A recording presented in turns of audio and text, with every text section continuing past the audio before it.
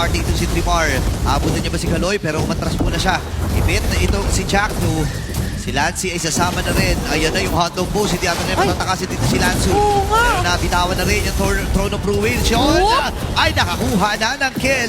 Lalaban na rin dito si Zaida. Nakapatay na isang si Benny. Ang baba ng buhay ni Jimar.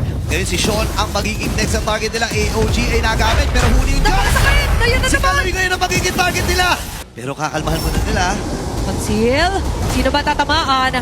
Mukhang ang papasok dito is going to be 3 more. Nandun yung action ball! Naku, salo yung dalawa. Papasok ka ba ito si Lanzo? Hindi na nga muna. Napakaganda ng pag-hugger nila dito sa mga entry points.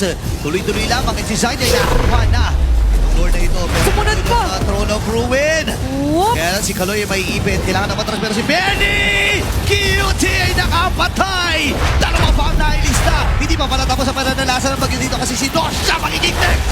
Triple din para sa bagyo. Round off na kasi natin. Pero ngayon, rounding up yung complete package deal para dito kila Zaida. Pero sa ngayon, kitang-kita rin si Lanzo natutunaw. Sinundan pa ni Jack sa likod! Toko po, inabutan pa ni Chuck. Hanggang tuloy-tuloy lamang yung pagtahidi ni Zaida. At si Kaloy mamamatay ata. Ayun na naman si Benny. With a kill.